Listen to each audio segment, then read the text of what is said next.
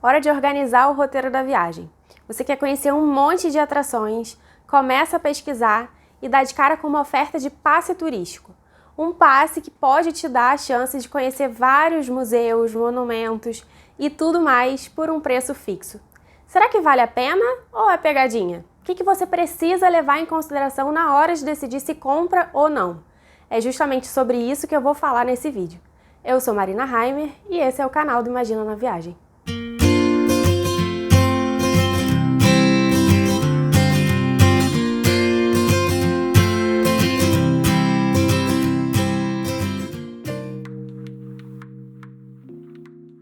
Só para situar quem está perdido no tema, deixa eu começar explicando rapidinho. O passe turístico ele funciona como um ticket único que pode te dar acesso a várias atrações turísticas. No geral, você vai pagar um valor fixo e durante um tempo pré-definido, durante o qual esse passe é válido, você pode visitar qualquer uma das atrações incluídas sem precisar pagar nada na entrada ou no mínimo com um descontão. E passe turístico é uma daquelas coisas que deixa uma galera meio confusa. Mas vale mesmo a pena? Será que compensa? Essas respostas, elas são bem pessoais e dependem muito do formato da viagem que você vai fazer e das suas prioridades. Eu sei que essa não é a resposta que a maioria das pessoas gosta de ouvir. Falou e não me ajudou em nada. Calma, a minha ideia com esse vídeo não é te dizer se o passe é ou não vantajoso para você, mas sim relacionar as coisas que você tem que levar em conta na hora de fazer essa avaliação por conta própria.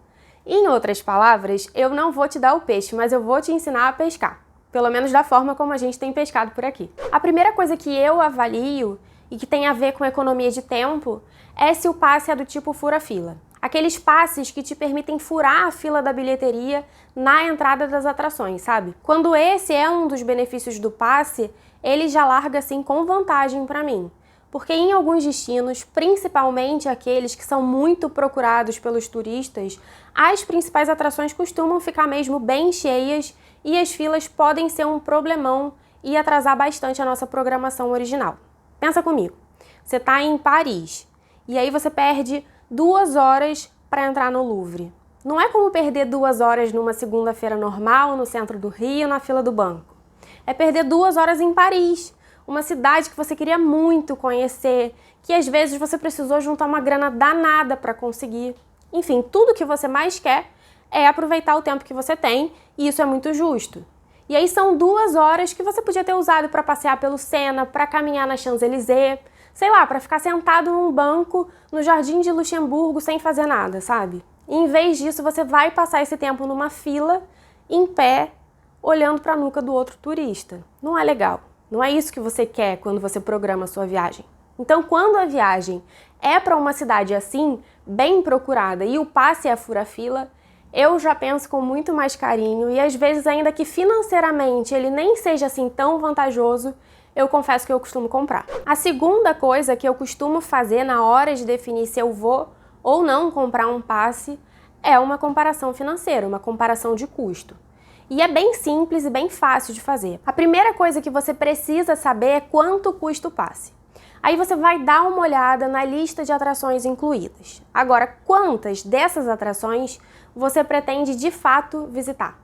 Faz uma listinha numa folha de caderno e aí é só pesquisar o valor individual do ingresso de cada uma dessas atrações para descobrir quanto você ia gastar se não tivesse o passe, e então você pode comparar esse resultado com o preço do próprio passe.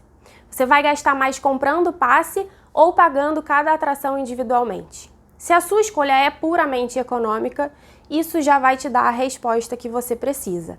Mas atenção aqui para uma coisa bem importante. Na hora que você estiver planejando quais atrações incluídas no passe você vai querer visitar, lembra que esses passes têm uma duração certinha. Tem passe que dura 2 dias, outros que duram, sei lá, 1 semana.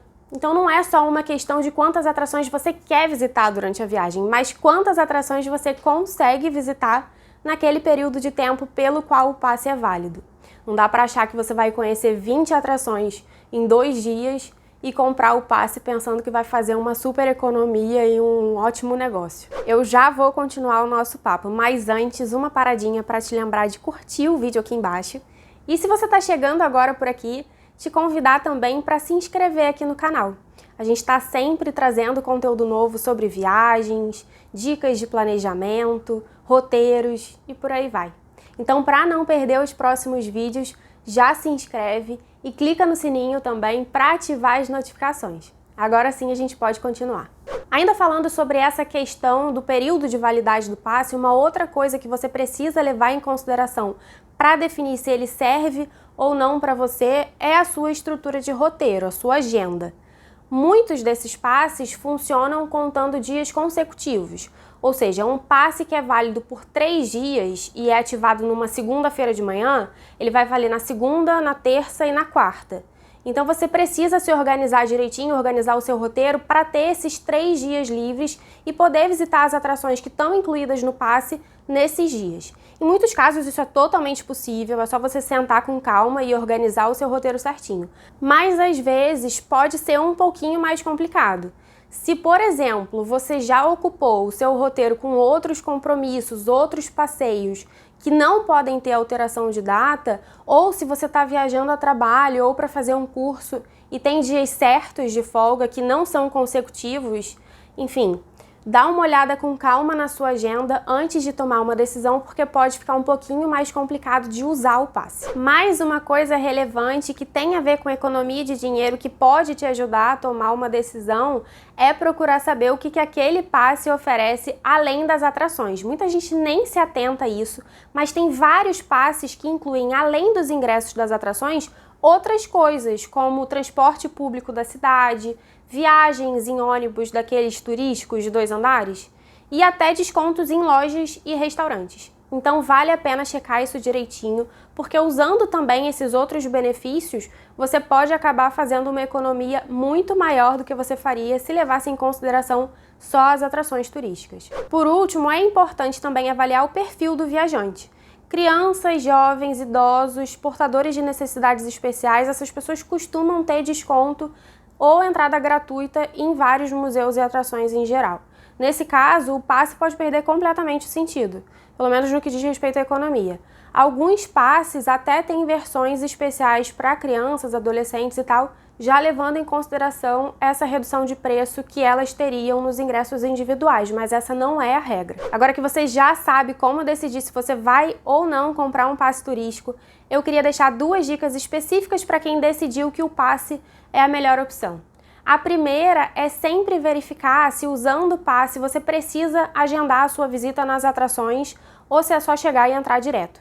Tem algumas atrações que condicionam a entrada ao agendamento e aí se você não pesquisar com antecedência pode acabar dando com a cara na porta sem conseguir entrar.